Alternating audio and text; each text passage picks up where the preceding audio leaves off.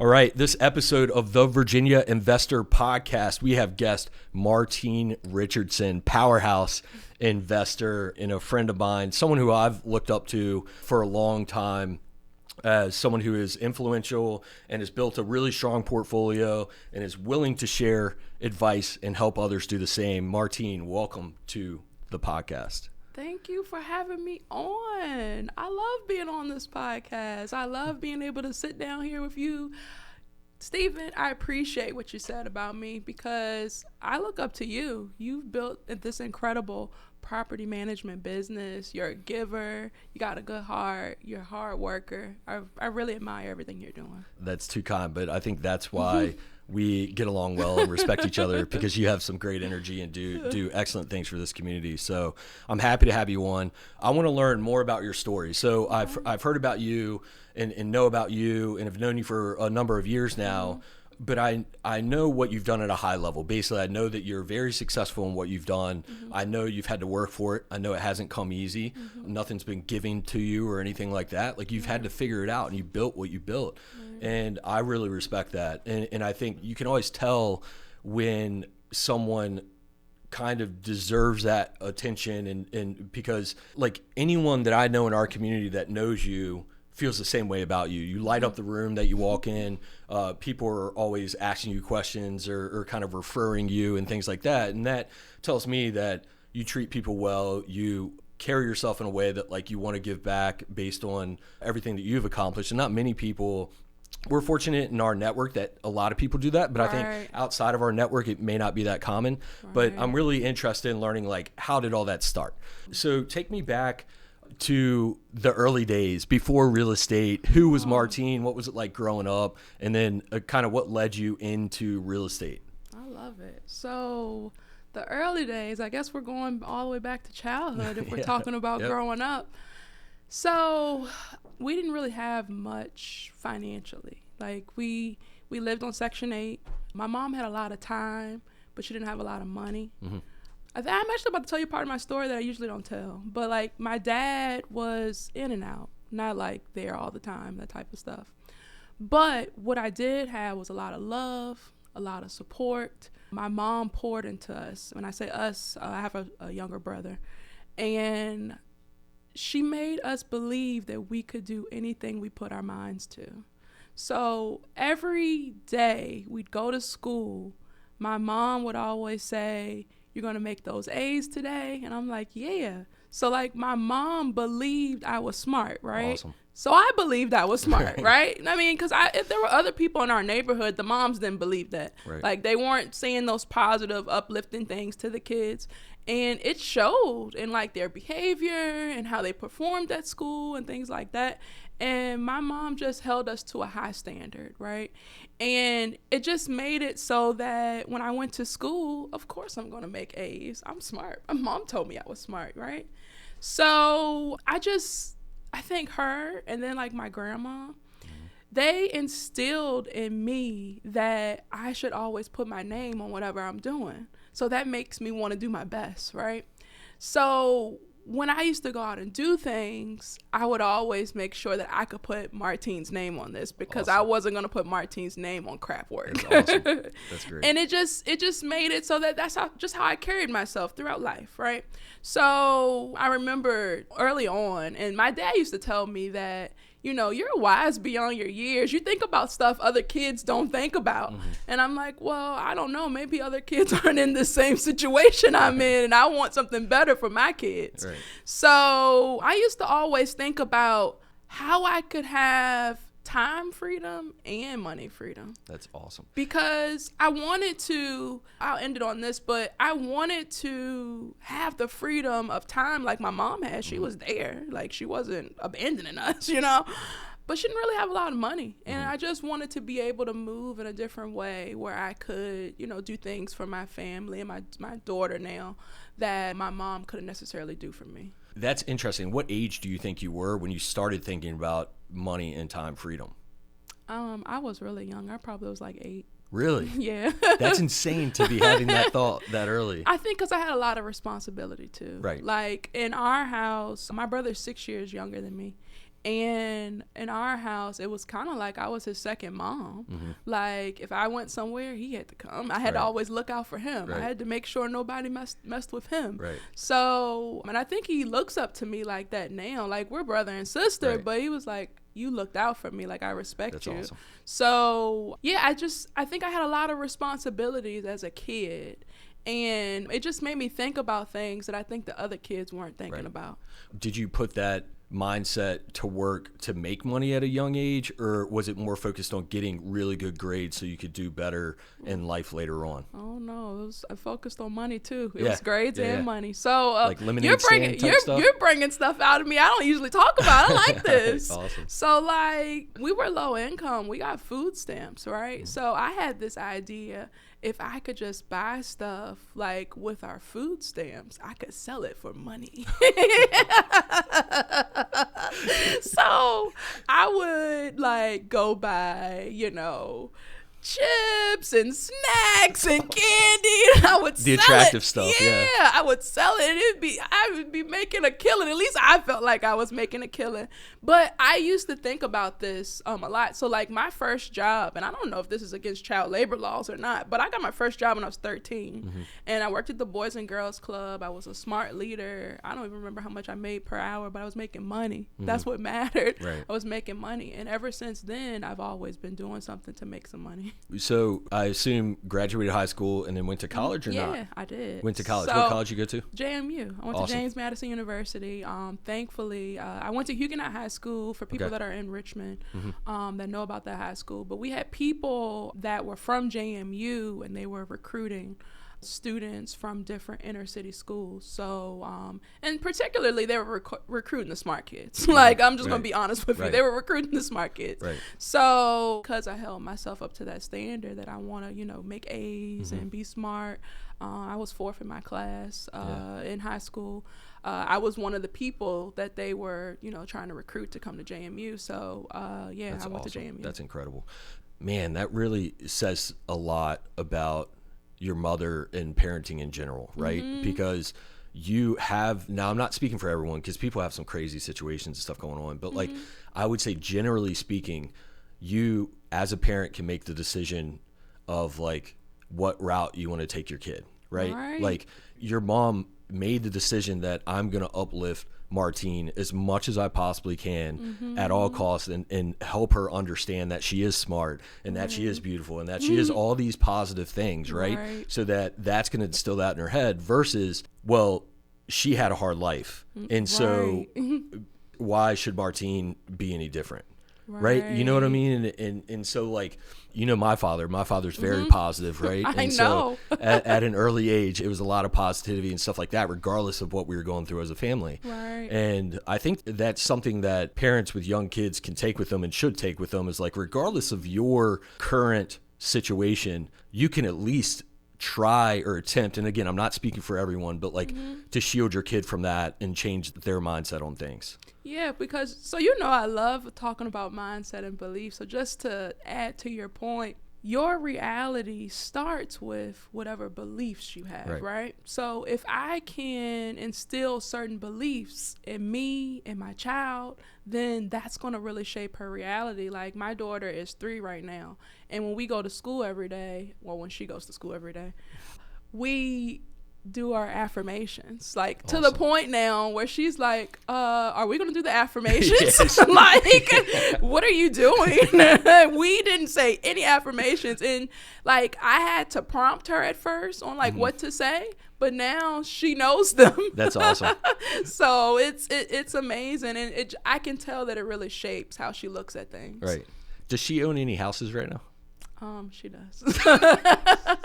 She does. She's a boss baby. That is awesome. I figured the answer was yes. And honestly, I didn't know that before I asked. I assumed, yeah, that's awesome. All right. I could safely say I did not own any houses when I was 3 years old. Me neither. That's amazing what you're doing. And props to your mother for having that outlook and at least instilling that in you at an early age. So you're at JMU. Did you start, what was it, because you're all about money and time freedom, and you understand the value of that, where again, a lot of people go to college as like an extended time to party and have fun, or get some more knowledge and education, but not quite sure what they want to do. Did you have an idea of what you wanted to do in college, or any insight on real estate at this time? No, I didn't. So I majored in finance. I got my degree in finance. And a little known fact too. This is gonna be a great episode. You can find out all sorts of things about me that people don't know. But I also I completed the prerequisites for pre-med. So Sweet. I'm good in Awesome. science and math. Sweet. And I was like, if this job thing doesn't work out, I'll just go to medical school or something, right? But my senior year of high school, I was working at this insurance company. And it was this guy in this insurance company. He was doing really, really well. And he was young. He was like 25, 26 or something like that. He was doing really well. He had a degree in finance. And I was like, well, I'm going to go get a degree in finance because he's like killing it over here. So I go get my degree in finance. And of course, you're in school. And I'm like, hey, I'm thinking about doing this insurance thing. I'm talking to my advisor. And she's like, no, go get a real job. So I started applying for jobs, and I want to move back to Richmond because this is where my family lives. And I think I got an offer. I'm not going to say what company it is because I don't want to put them out like that. But I got an offer, and it was like $30,000 or something. And I graduated in 2012, so I think that's a sign of the times. But that still was low to have gone to college. So I showed my advisor. I was like, look, I got this offer. It's $30,000. She was like, what did you go to college for? Like, go apply to some places in D.C. So the first place I applied in D.C. was Fannie Mae. Okay. Ironically, I didn't even know I was going to be in real estate. But ironically, Fannie Mae, I got hired. I got an offer. So, like, throughout college, I didn't really party until my last semester. And the reason I partied my last semester because I knew I had a job. I already had the job, so I was like, I just need to pass now. Yeah, that's awesome. But yeah, I didn't know I wanted to be in real estate, but I did know I took a real estate finance class, and it was very interesting to me. I was like, man, this is good. Like, I easily got an A in that class because it was very interesting to me, whereas all the other classes, I had to work really hard to get an A in it. When you went to Fannie Mae was for hopefully more than 30,000, but when you went to Fannie Mae and you're up in Northern Virginia now, did you learn about real estate finance there, like real estate finance, or just like conventional Fannie Mae like loans or insurances and stuff like that? I learned nothing about real estate at Fannie Mae. That's what I was wondering. Like, was it more of an administrative position that you didn't really see? Like, they kept me in a box, and if I'm honest, you don't need a degree for the job I had. Like, I was managing the contracts of all the consultants that were coming there, so like it had nothing to do with finance. That's what I figured. Yeah. And I think my work showed how much I was uninterested in it because I got fired from that job. In that, the performance probably follows passion, right? And same with like your grades in school. Like, you really enjoyed that real estate finance class and you crushed it, right? And then you put yourself in a position that you're maybe not so much interested in, but you had to go down that route to figure out if you were or not. But so I would bet there's probably some takeaways and stuff like, or maybe of just like what not to do in the company that you're bringing, like compartmentalize everything. You don't get to really learn or take part in the bigger picture. But how long were you there? I was there. Actually, I think my introductory window was 6 months, and they fired me like 2 weeks before the window was up, so I couldn't like fight it. Yeah, of course. And then you were back to Richmond after that? No, I stayed in the D.C. area. So I lived in Maryland for a little bit, and I was like, well, I guess it's my chance to get into that insurance. Still stuck on the insurance. Yeah, I was like, that's what I came to college for. I wanted to do insurance. Right. So I worked at this company, and I'm doing insurance, and I'm making the same amount that I'm making at Fannie Mae. So it was decent. It was the most money I had ever made. Right. But it was decent. And I didn't like it. Like we had no work-life balance. We were working 7 days a week. I guess I was a part of the chosen people on his team, because the guy, he had picked a couple of people, I guess the people that were go-getters, and he like personally wanted to train us to show us like what was possible and stuff like that.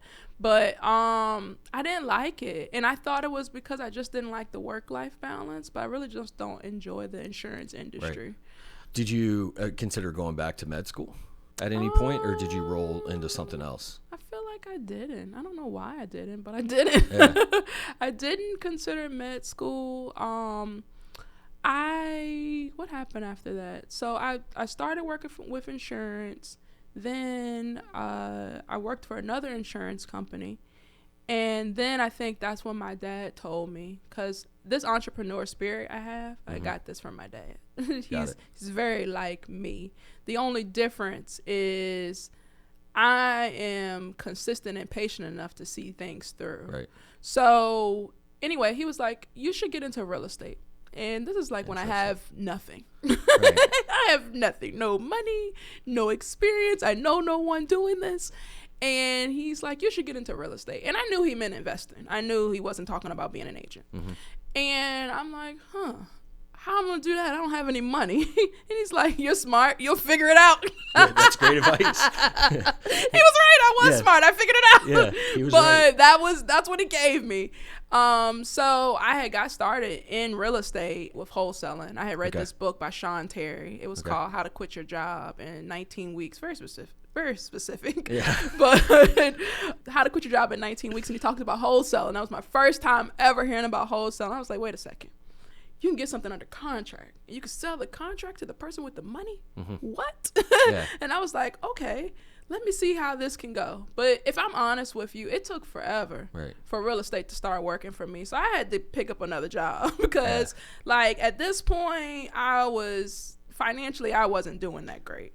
I was staying at my aunt's house. I lost my car because I had got this car when I was working at Fannie Mae making the big bucks. And then now I'm not anymore. So I needed to my family, this is not my house. If I'm going to stay here, I need to at least help. I need to pay a bill or something. Right. So I started, this is around the time when they were playing all those Amazon commercials. I don't know if you remember this time or not, but on the radio, they would be like, they're hiring for Amazon, right? Because the warehouse workers. Right. And this is like my friend and I, she had just finished her master's program. And she was having a hard time finding a job. So we were like, you know what? We're going to go work at Amazon. We need some money. Right. We need some money. And I ended up actually working there. And she decided she didn't want to do it because she was like, I guess that work was beneath her. I don't know. Yeah, but well, you get your master's and you're kind of like, it's not what you expect. Right. But quick question. How did your father know about real estate investing? Was he an investor? No. So he was living in a house that an investor owned, and it was a lady. And I think the lady reminded him of me. So when he saw her, he was like, dang, my daughter could do this. Let me tell her about it. That's really interesting that your father was a tenant of a house and then was like advising you to get into real estate investing. I ran into a tenant of a house that I was looking at purchasing, and when I was walking the house, this is maybe a year or two ago. And when I was walking the house, I was just chatting it up with this tenant. And the tenant ended up like coming out back and saying, like, we were sitting at a picnic table out in the backyard. And the tenant was like, I really want to get into real estate investing. And I was like, and so we started chatting. And I was like, look, there's groups you can go to. And because I'm passionate about this. And I'm like, yeah, let's do it. And the tenant was not living, I would say probably had very low income. Like the house was not in great shape. It wasn't upkept very well. You could tell like they were just trying to make ends meet and things like that. And so I'm like having this long conversation. About 15, 20 minutes into the conversation, I'm starting to invite her to different groups and saying like, hey, here's my card. Like, call me. Let's try to get you going on this thing. And she goes, well, I've already heard about these groups and I've either already been to one or I'm getting ready to go. And I was like, well, how did you know about these? And she was like, oh, there's this girl named Martine. I think I know what you're talking about. You probably do. But it basically said there's this girl named Martine and she's showing me around and she's making sure that I have what I need to be. And I'm like, hell yeah. Like, I just thought it was the awesome, because I was like, I know her. I was like, yes, she's all. I was like, I stopped at that point. I was like, you're in good hands. I was like, you're good awesome. to go. I love it. But it was so cool that like your dad to pass that to you, even if it's just like a one sentence bit of information, like just to pass that insight to you, and then to see you years later after all your success, like right. explaining to another tenant. And there's probably been a lot more, right? There's a lot more than that.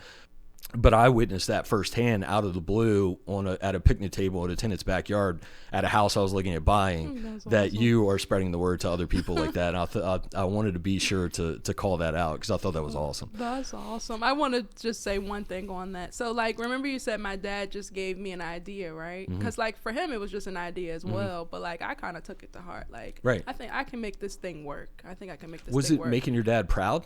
Did that have any driver in it of like? I think it was proving him wrong. Yeah, well, like proving like, yeah. Because I think when it didn't start to happen right away, he's kind of like, this probably isn't going to work for her. But like, I remember I was walking, like, because at this point walking was my form of transportation. So I remember I was walking, I was talking to him on the phone, and I was like, yeah, I'm gonna make it big in real estate, I'm gonna do some really great things. And he's like, oh, okay. Like, not believing me. And I'm like, oh, I'm gonna show now you. You're definitely I'm gonna show you. Yeah.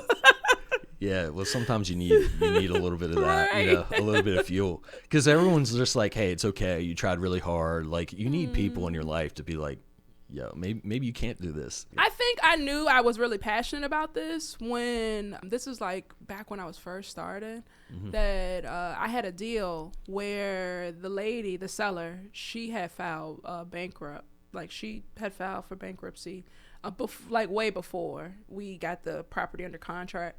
And it was a debt that she had that they didn't discharge. They were supposed to. Well, the debt was higher than what we had the house under contract for. And this is back when I was wholesaling. So I had already wholesaled it or, assigned it to someone. Right. And the closing was taking forever because the attorney was trying to get that off, because the deal couldn't happen without it getting off. It just wasn't enough money on the table to do it. And the buyer was blaming me for it taking forever to close. So they were threatening to sue me, right? And I'm like little small time investor here at this point, and they're threatening to sue me.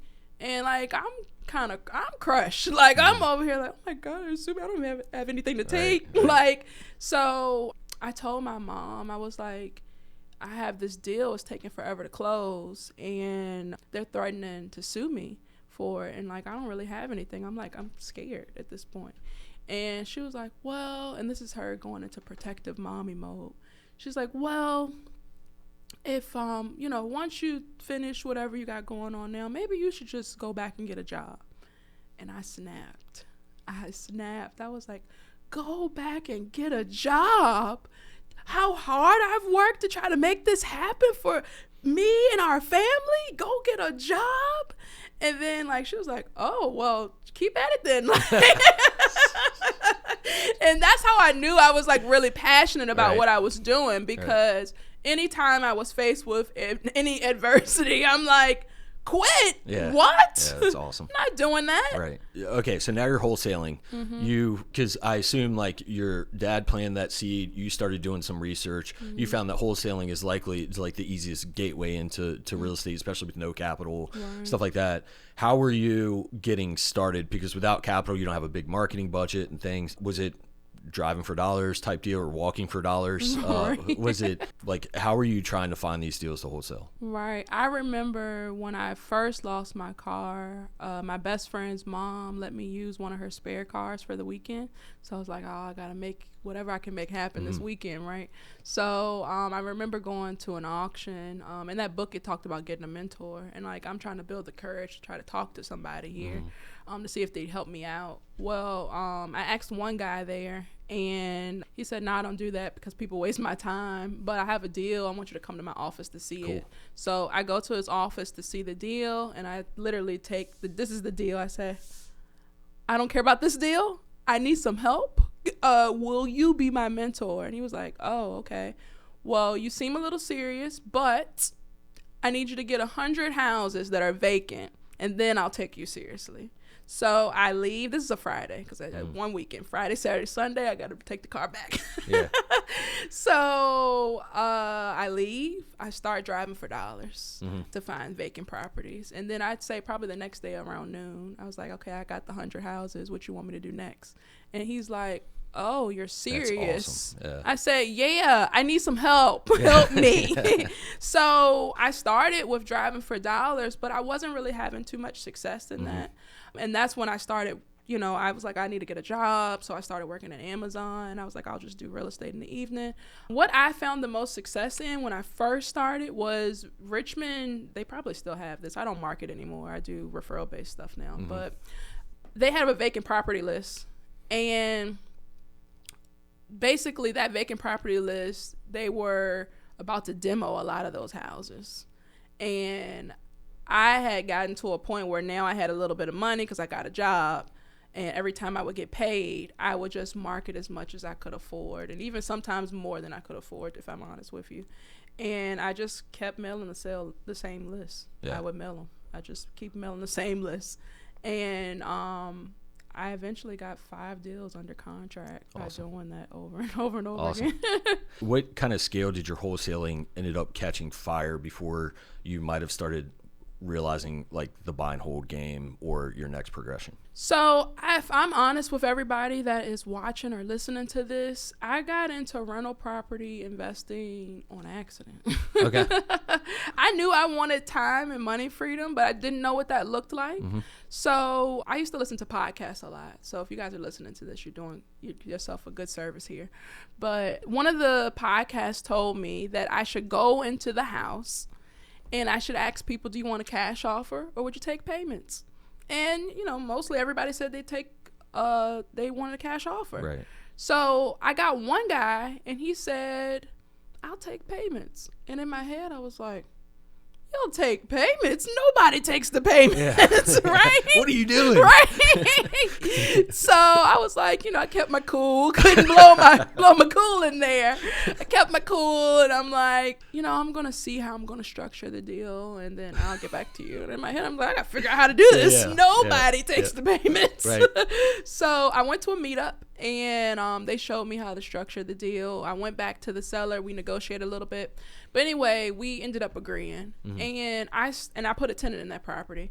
And I started getting paid for that property way after I was doing the work. Like I was getting paid every single month for a property I did work for a long time ago. Right. And I said, wait a second. Yeah. This is what I got into real estate for.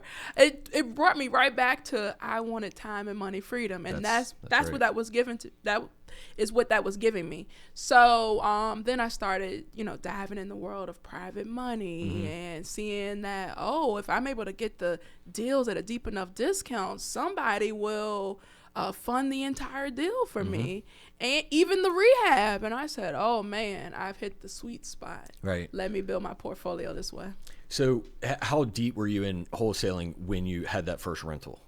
I feel like it wasn't that deep. Like, had you done like 100 wholesale deals or 20 wholesale deals, or just a rough idea of how much experience you had? So I started in 2014. It took me 2 years to start getting stuff under contract. And I got my first rental in 2017. Okay, so cool. I'd say I was still fairly new. Yeah, and then so you got the rental, and you're listening to podcasts. You mentioned that. Are you at any are you building an in-person network or relationships or going to meetups or anything like that at this point? In 2017 for the first rental? Yeah, when you're like leading up to that first rental, are you starting to expand your network? Have you realized the power of a network yet? Like, have you gotten into that yet? Somewhat. Okay. So the reason that it became successful for me is because I made a decision.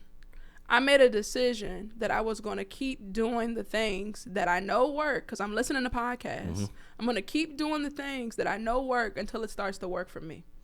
So I went to one meetup every single month. I went there faithfully. And it was a couple of podcasts that I would listen to. And then everybody said that you should market consistently. So I market every single month, because at this point now I'm working at a private equity firm because I decided that Amazon was not for me. But I started marketing every month. Every time I got paid, I would market. So I'm not sure if I answered your question or not, but no, that's perfect. So we get the idea of like how much experience it took you a while to get off the ground with wholesaling, and it's that consistency that you're talking about of like, I'm not going to quit. I know it works for other people. If other people can do it, I can do it, right? And I'm going to figure this out. So you figured that out, and then 2017 time period, someone surprises you and says they'll take payments, and you're like, what in the world are you doing? But that leads you to your first rental property. Right. All right. And so from there, you're starting now to learn about like private money, and you're getting deeper into this, and now you're realizing more about the rental game, right? Now we can't possibly talk about all the deals you did for in the rental, or it would be here a few days. How long you got? Yeah, I need to see my family this week. But give us an idea of what that turned into. Like if we fast forward a little bit, what did that look like for you? Were you on the fast track then of buying rentals and then doing some flips and buying rentals and doing some flips and doing that? Like what did that kind of look like for you in your next couple of years journey? So I was never a flipper. Like I can probably count on one hand how many properties I've flipped. Got it. If I'm selling something, it's usually something that needs work. So like I guess you could say wholesale. Right. If I'm selling something. But I'd say after that, the majority of the homes that I got under contract, I was keeping, because I knew how to keep them. I knew how to make them cash flow at this point.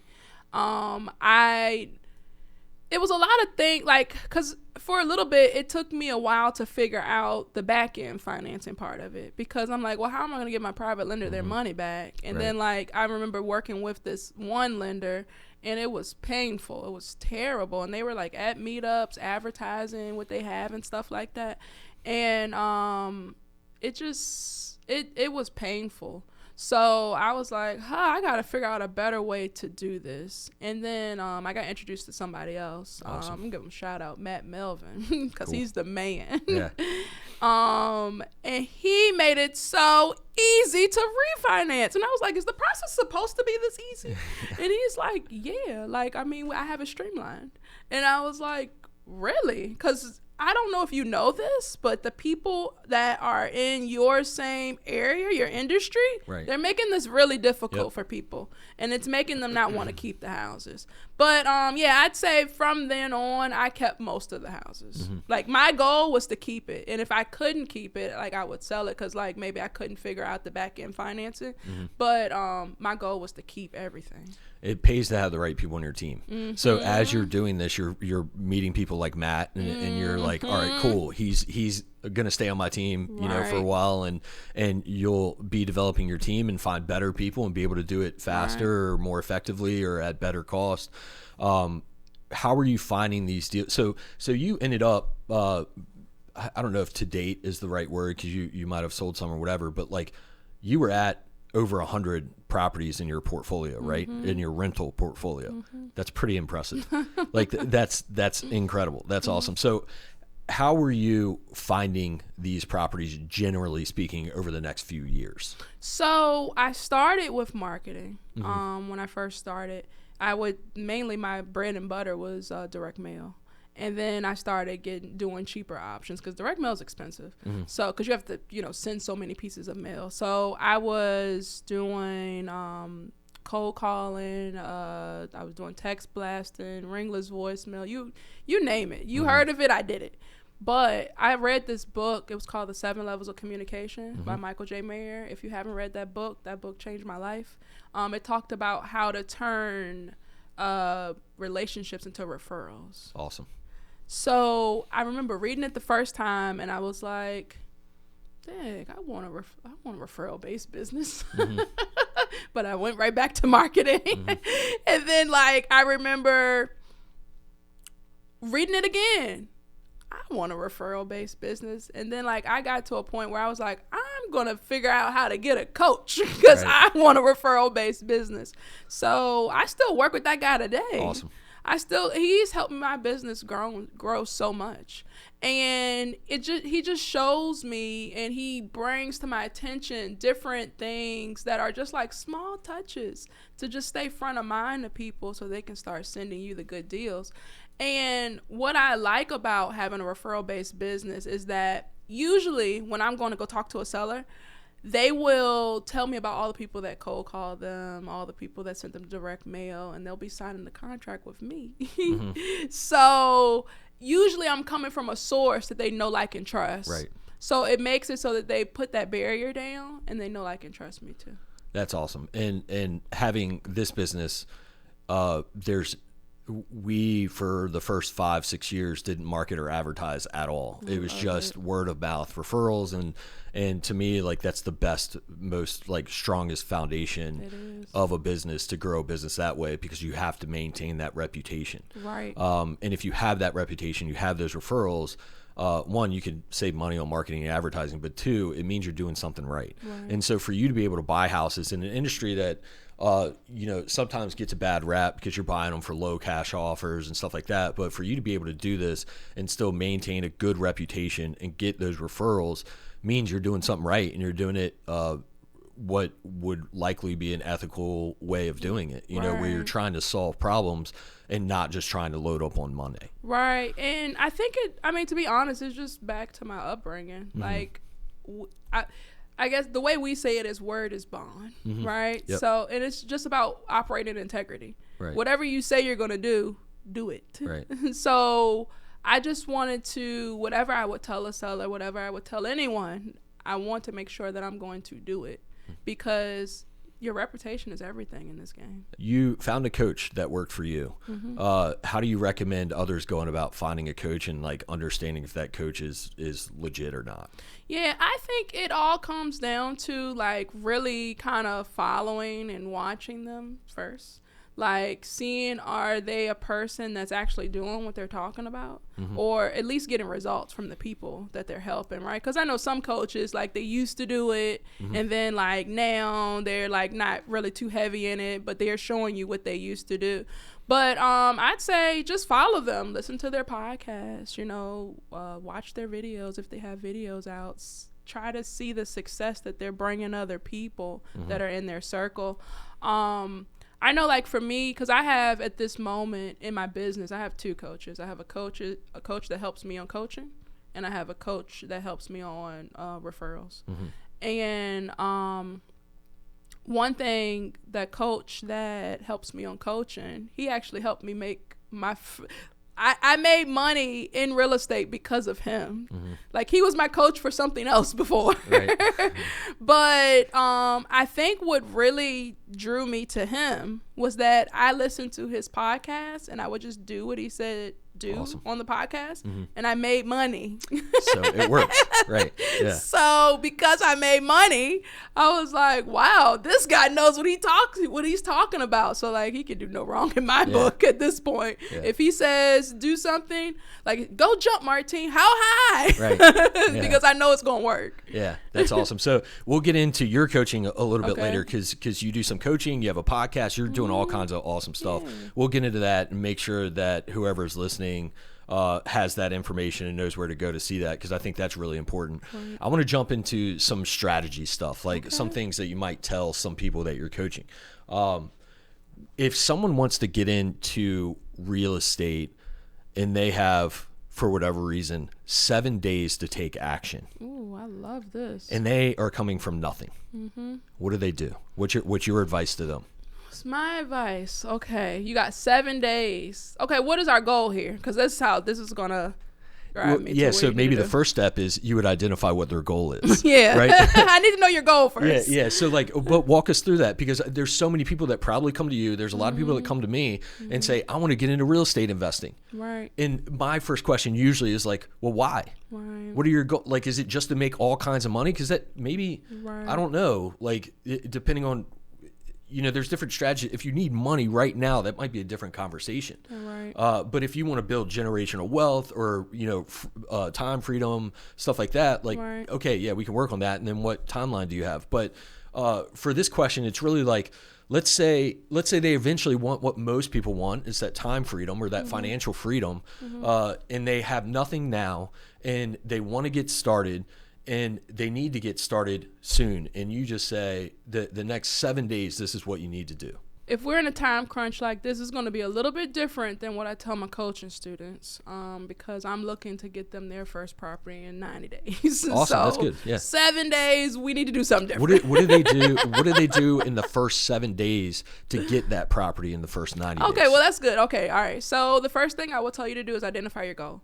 So if you want to have passive income, we need to dissect what is your freedom number. And what freedom number is, how much money do I need to make where I can have time freedom? Because I'm paying, everything will be paid for. I'm not going to be stressed out about money. Okay? So first we'll start there. Then once you have that, we're going to start working with you building some really strong relationships with lenders. Because what good is it to find a property at a really deep discount and you don't know where you're going to get the money from? So you need to start developing relationships. My advice is to always build 5 really strong relationships starting out. One thing that I do like, and I don't know if we just have overachievers in the fam, that's the people in the coaching program, but everybody always gets more than 5. Yeah. I have 10. Yeah. I'm like, this is great. Yeah. But how do you find those people? Go to your local meetups, see who is raising their hand saying that they are a lender. A lot of the times they are hard money lenders, so, full disclosure. But see who's raising their hand saying they're a lender. Also, see who is a landlord that's been doing it for a long time. A lot of landlords are lenders. Right. And they understand the game. They understand it. It's different than a flipper. Because flippers, they have money today and then they're broke tomorrow. That's just the flip game. Like, oh, I put all my money in the flip. I would say get at least 3 cards when you go to these networking meetings and have a really, sit down, have a one-on-one meeting with the people that you get their contact information so that you can really get to know them, see if your goals and values align. Because, let's say me and you sit down, right? You're a lender. And I'm looking for some lenders and I'm talking to you and you're like, I really just want to make the most money. I don't care about people. It's all about the deals. It's all about the numbers. I may say, I don't really want to work with Steven. Right. I don't think this is going to be a good fit. Our values aren't really aligning here. But really get to sit down, talk to them, get to know them, let them know what you have going on. It's this thing that I have that's called a lender questionnaire. And if it's okay with you, I would love to give it away to the people that are watching or listening. But it just gives, it's specific questions that you can ask the person that you're sitting down with and see if they are willing to fund your deal fully, 100%. Because sometimes you'll sit with people and they'll say, oh, well, I want you to put some skin in the game. I want you to put 10% down. And that's fine. I mean, if that's what you want, that's what you want.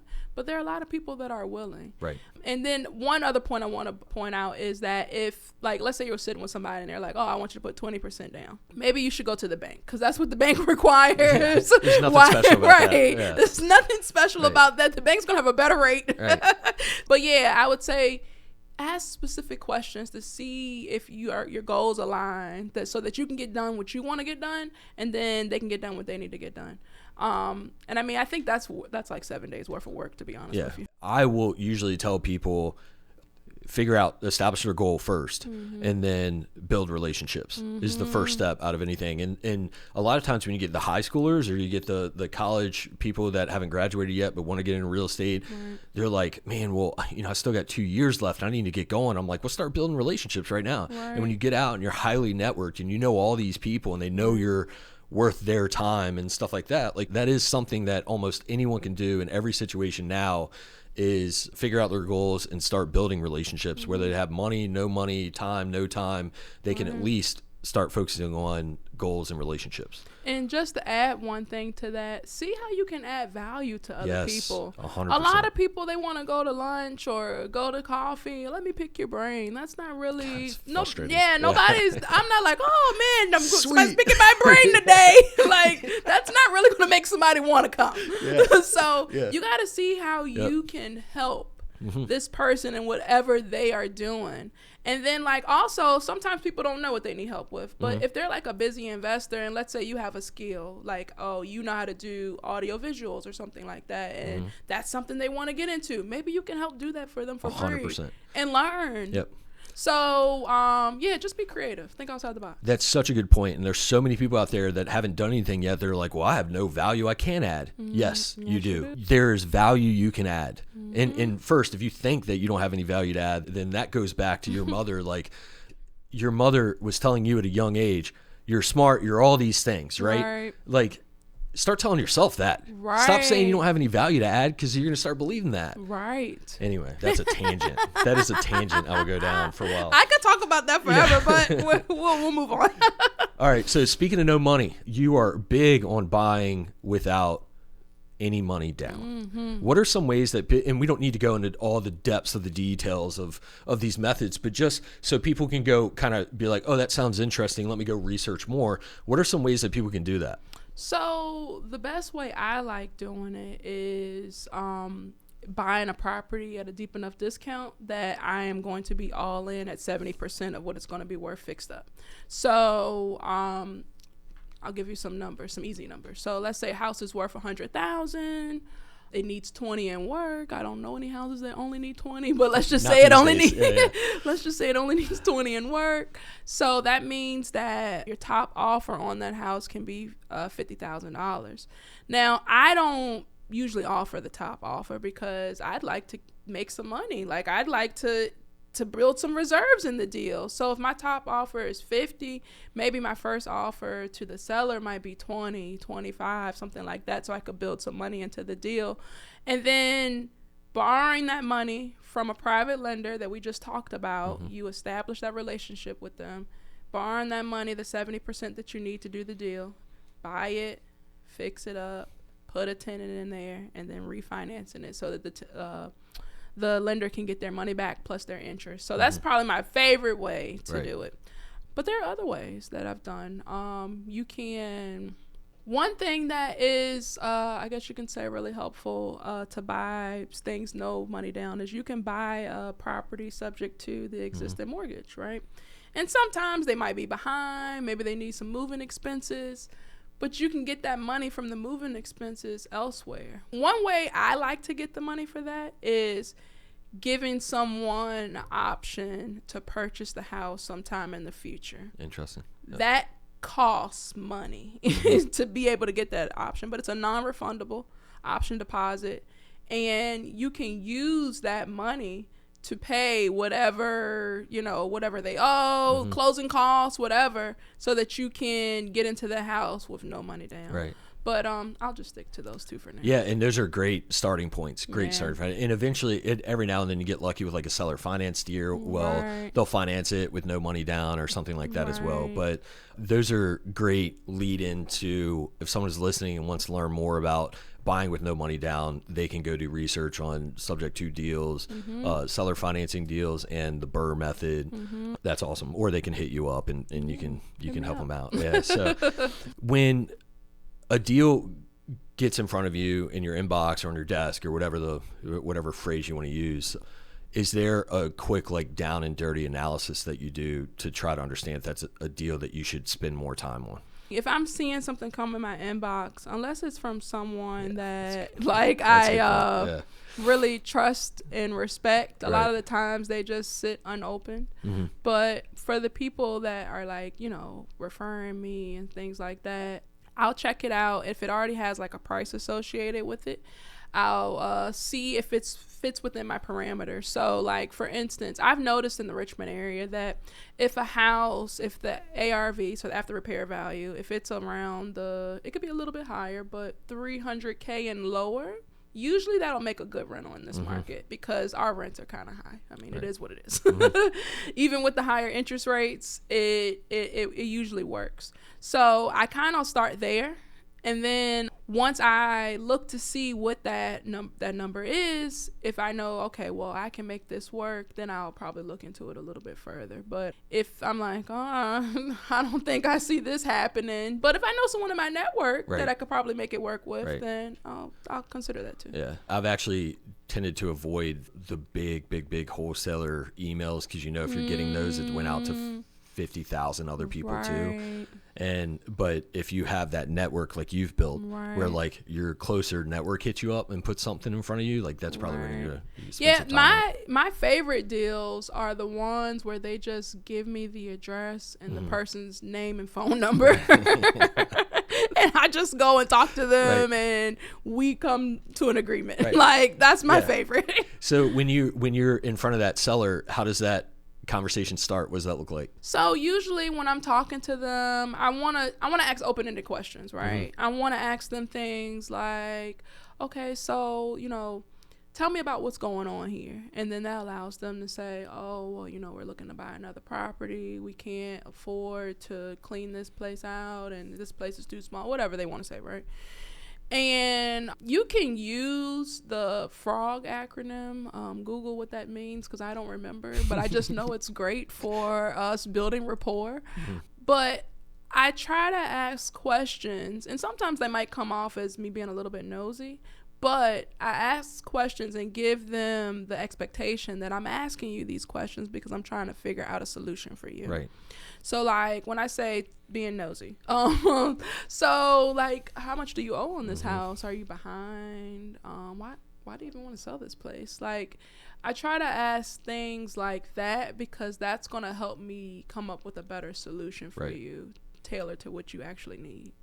Right. And because you can't come up with a solution if you don't have any information. Correct. Like you don't, they owe 100,000, but the house is worth 80 or something like that. Like it's going to be a little bit difficult to make that work. But so you get this information, you're also building rapport with the seller. So you're probably having a good conversation in between questions and kind of like letting it relax a little bit, then asking another nosy question or something like that, and kind of like letting that relax a little bit. But you get to know them, you're touring the property. How soon is it that you make an offer? Oh, I'm probably making an offer there. Like on the spot. Because you don't want to lose the lead or lose I know. That. I come in prepared. Right. I know where I need to be. Right. Because you already know the ARV at this point. For the generally speaking, a range of the ARV. And when you're there, you're calculating sort of just general repair costs. Right. So, like, I know a lot of the times, like, before I even go to the house, I'll talk to them. And I like people to give me, like, a virtual walkthrough of the house on the phone and, like, let me know any issues that they know about. A lot of the times, they are pretty upfront about the things that are going on with the house. And maybe that's because of the type of lead I have. I know that when I was doing a lot of marketing, I feel like it was a lot of covering up. Like I had to find out things a different way, but a lot of the times they tell me what's going on. So it kind of puts an idea in my head. Okay, well, I know the repair costs are going to be about this amount. I actually go in someone's house and I already have 5 offers in my head that I'm going to give you before we even start sitting down talking. Yeah. And what I like about doing it this way is that I don't know if it's a U.S. thing, but we really aren't big negotiators. Just straight to the point. I just know, like, when I go to other countries, right? Like, let's say somebody's they're selling some water, right? They're like $3. You're like, well, I got one. Okay, $1.50. Like, they'll try to negotiate with you. But in the U.S., we kind of take things for face value. It's like, oh, the water bottle's $3, so I'm going to pay $3. Like, I'm not going to haggle the store clerk or whatever, right? But I come in with 5 offers because I want you to negotiate with me a little bit because my first offer is probably going to be like ridiculous. Like if you just say yes to my first offer, I'm thinking, dang, I ain't go low enough. Like I didn't go low enough. But I want you to like kind of go back and forth with me a little bit with the negotiations. And usually I've noticed we don't get higher than 3. Like if I'm not going to continue to go up, if you're not going to continue to go down. Right. And then, like, I want to give the people that are listening, like, a really good tactic that works really, really well. So let's say you're meeting with this person. You know they're motivated. You already know the situation. They came from somebody you know, right? They told you what was going on, but you want to hear it from their mouth. Right. So let's say you guys negotiated. You're on your third offer, and they're not willing to go down anymore. Write the contract up with your third offer. Have an expiration date on there. Make it 3 days. Let it expire in 3 days. Watch how many people call you back. Interesting. I've had a lot of people call me back. In my face, they told me no. They wouldn't do it.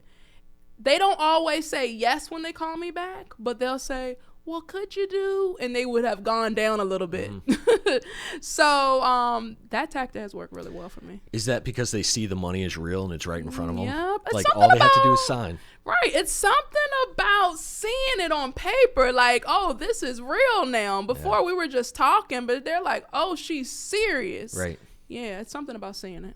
So let's say you get a deal locked down. Now, you would have done this long before the deal. So I'm going to rewind a little bit. But if you're a new investor, how do you build credibility with the lender that they should take you seriously? I love it. I love it. So you're talking about with the private lender? Yes. Yeah. Okay. So back when we were talking to our building the relationships in the beginning, our first 7 days, right? We're building our relationship with our lenders. I think one thing that really helps is telling people what you are, not what you're trying to do. Like, if I come to you and I'm like, hey, Stephen, I'm trying to be a buy and hold investor. You're like, trying to be. Are you trying to be, or are you?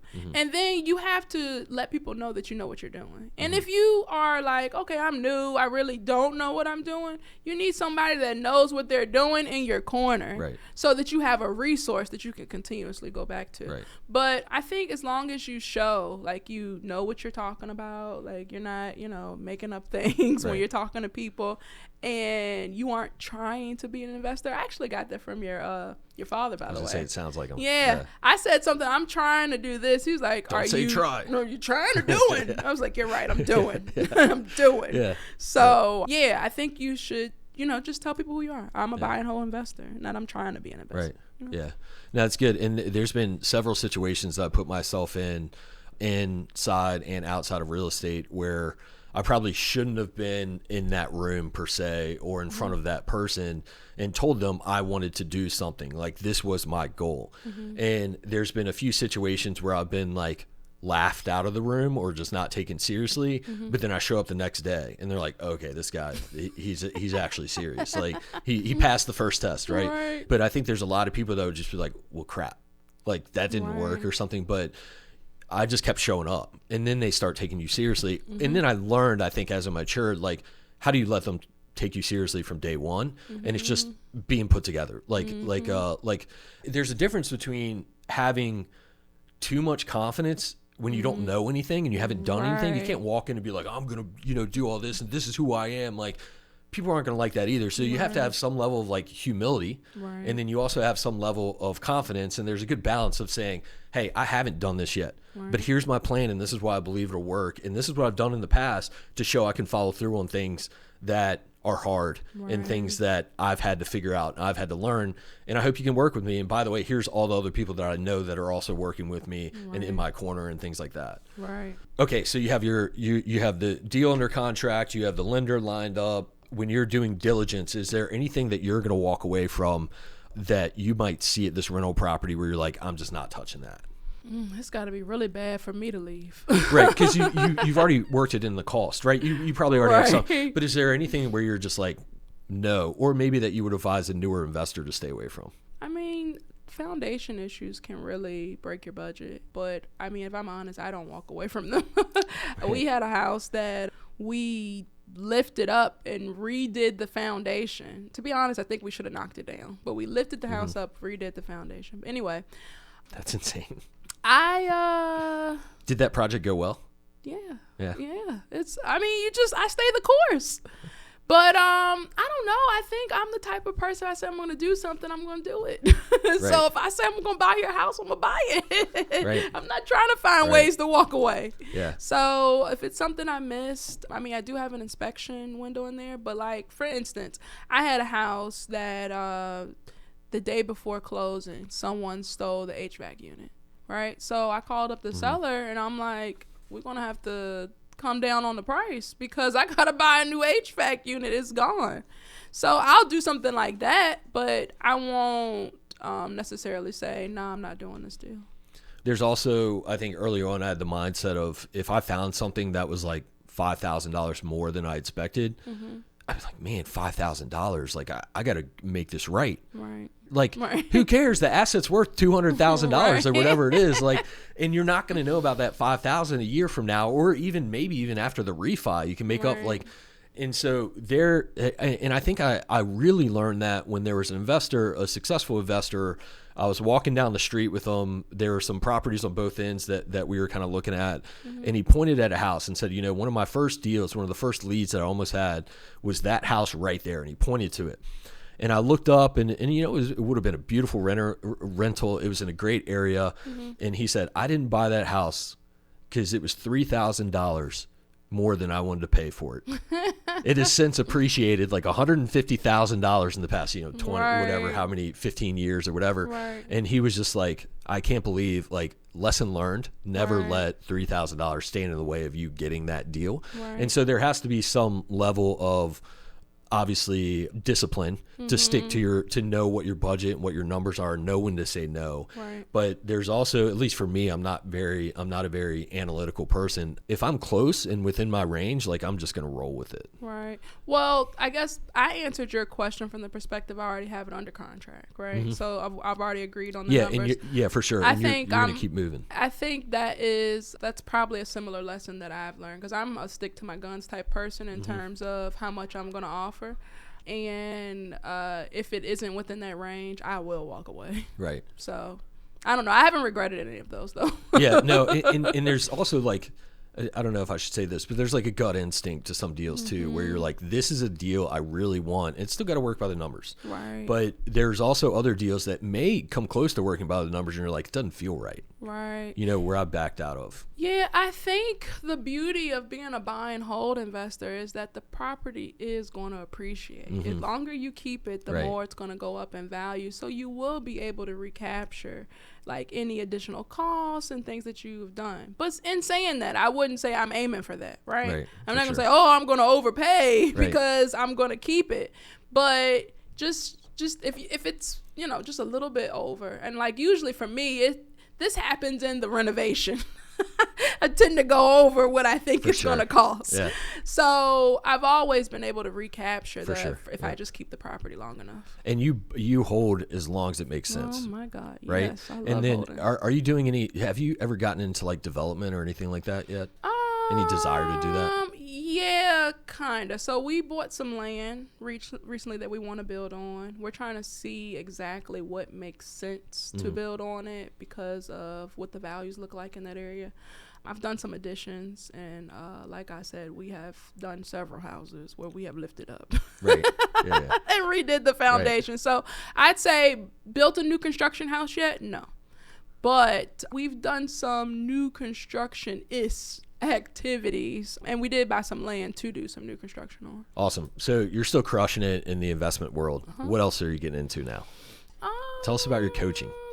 I want to learn more about that. Okay, so I love coaching. So one thing that is even more fun than you doing it yourself is you telling someone else what to do and them doing it, and it's working for them and it's changing their life. It's a really good feeling. It's very fulfilling. I'm so happy for the fam. That's what I call people in the coaching program. But basically, I help people buy their first rental property with no money down. And a lot of the times when people hear that, they're like, how are you able to do that on your first one? It's just that you have to position yourself in the right way so that you can get access to those types of no money down deals.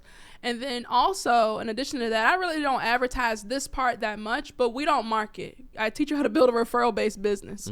Day one, have a circle of people that are sending you what you're looking for, so you don't have any competition. What is the name of your coaching program? Oh, it's called the Freedom Inc. The Freedom Inc. Okay.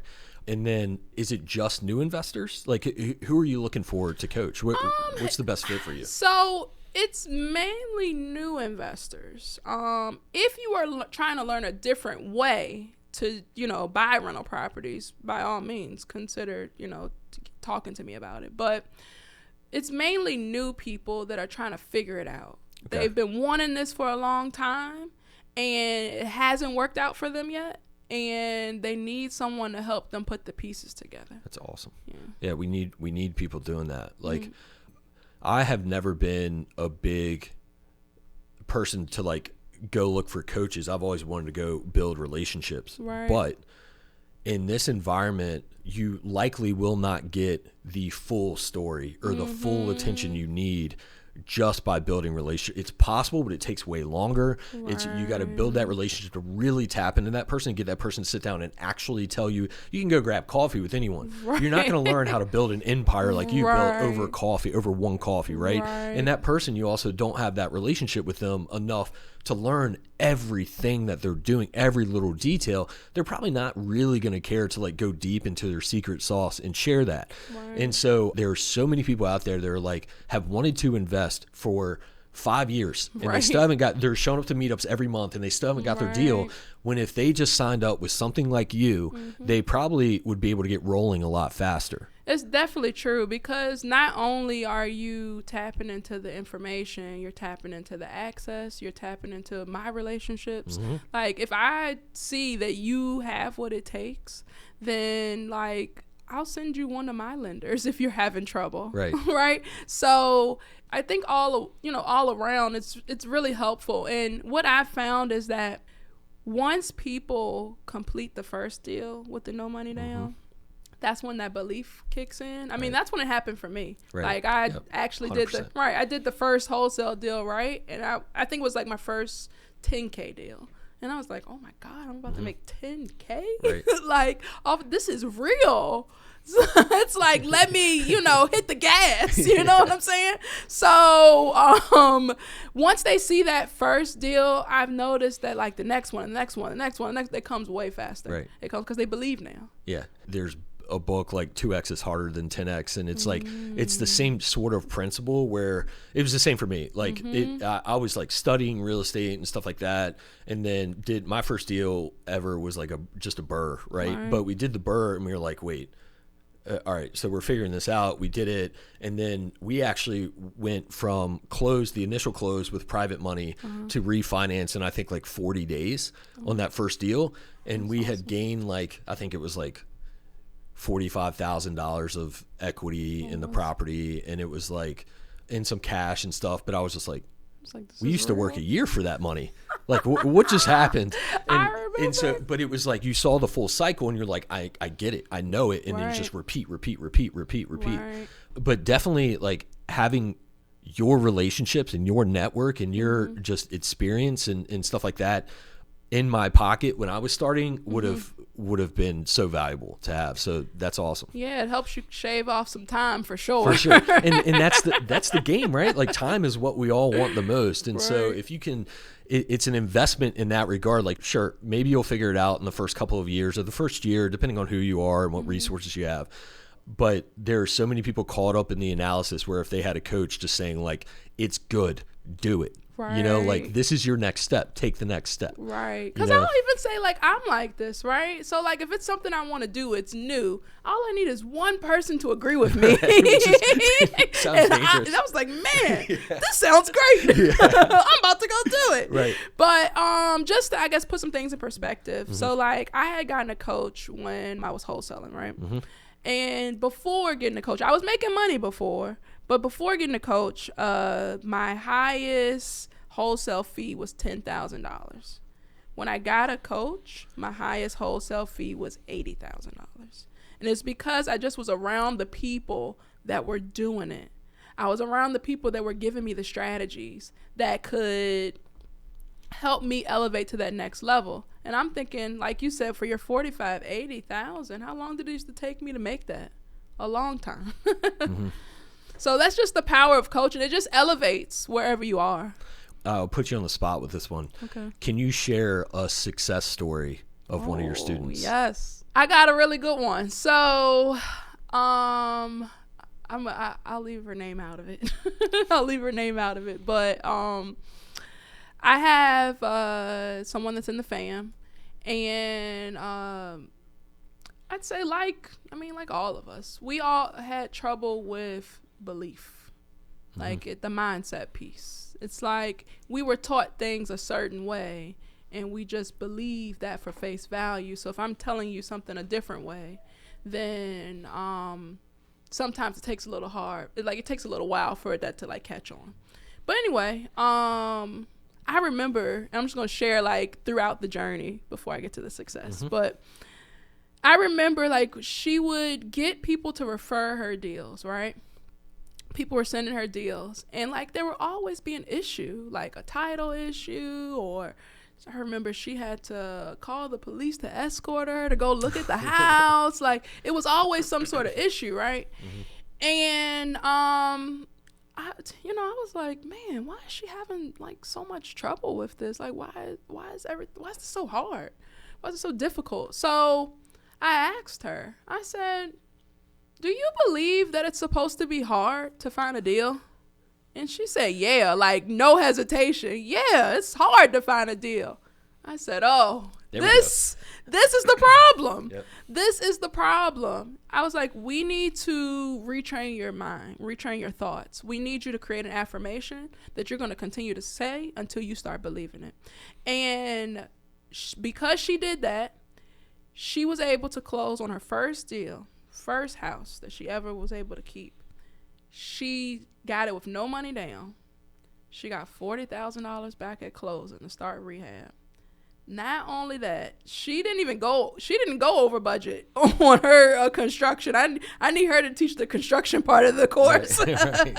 She didn't go over budget with the construction. So she used $0. She used all of that money to fix up the house, pay the holding costs, pay the closing costs, everything. She used none of her money to get that first house. She got a tenant in there.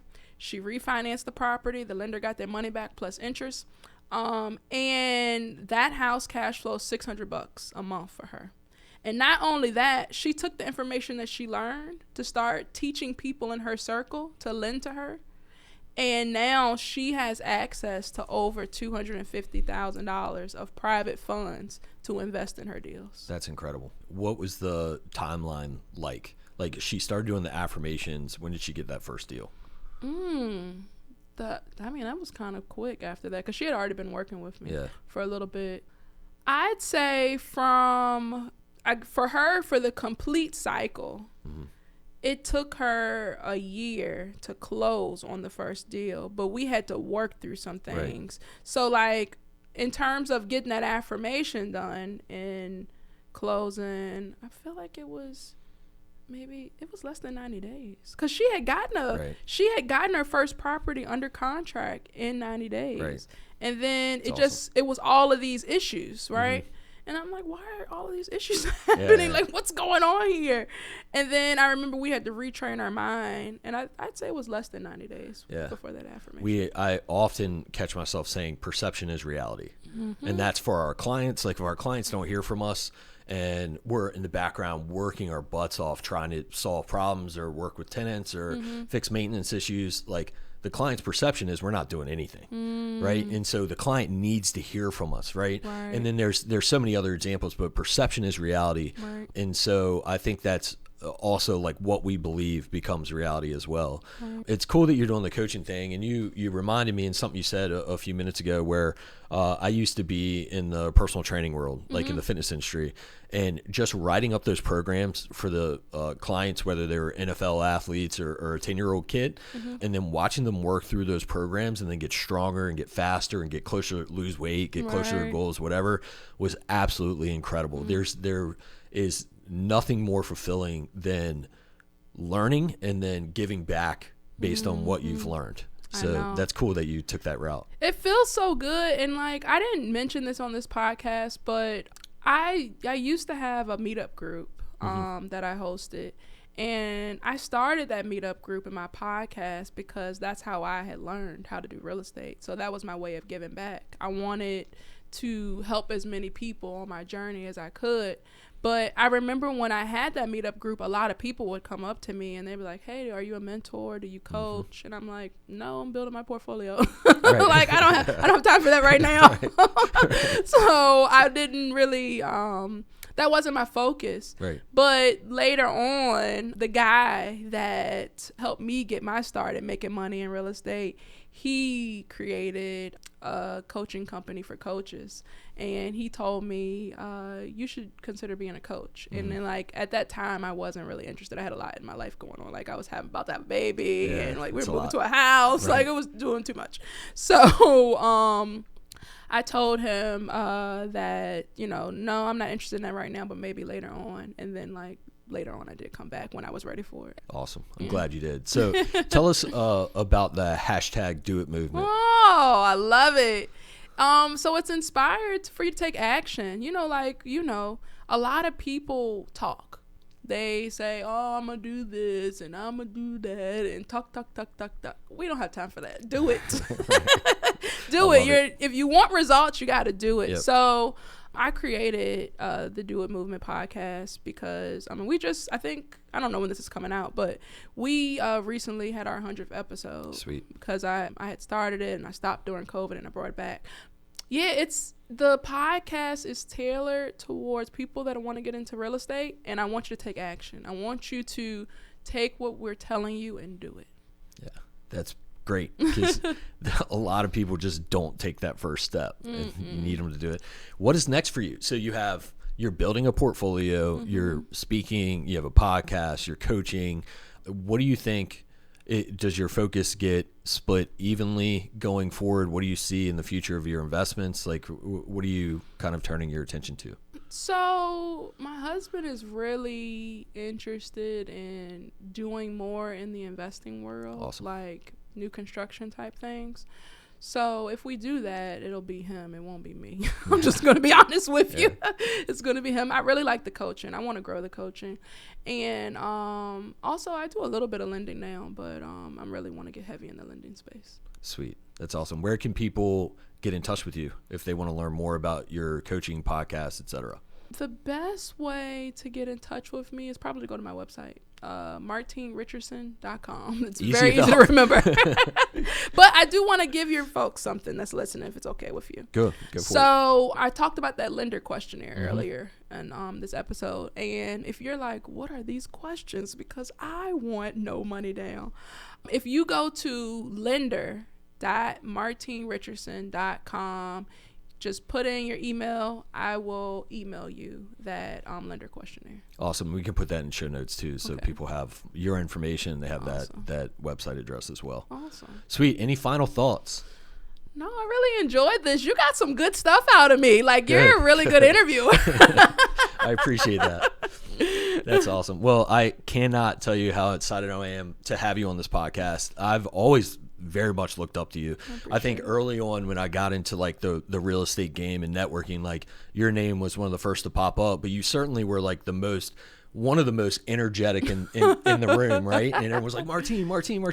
And so like when I see you, I immediately just want to go, Martine. Like I just get excited. And so I think that's if that's kind of the impression you have on people, keep doing it. It's awesome. The coaching, the podcast, building an awesome portfolio. And again, like I look at what people are doing outside of the public eye, and like it really meant a lot to me when I was talking to that tenant and trying to help that tenant, but you were already there. You're already on it. Like you were already doing good work. And like there's no reason for you, with all that you have going on and all of your success, to spend time with a tenant, likely lower income, of a property you're trying to buy, not even the seller, just the tenant of that property, and try to help that person win and be successful. So that meant a lot to me when I was like, all right, that's Martine. Like that's why everyone loves Martine. So, and that's likely says a lot about your success and why people are referring you business and things like that. So I think a lot of people can learn about your mindset, your attitude, especially when they hear about your upbringing and how you were brought up, and then what work went into getting to where you are now. Tons of respect. Lots of props for that. Thank you for coming on the show. I really appreciate it. Well, I appreciate that. It makes me feel warm and tingly inside. And I mean, I think that's just the type of person I am. I think one motto that I really live by is help people help people. Mm-hmm. So I want to help people. I want people, if you want to change the way your circumstances look and I'm able to be a small part in your little journey, I want to help you. Awesome. Well, thanks for coming on the podcast. It was great talking to you. Likewise.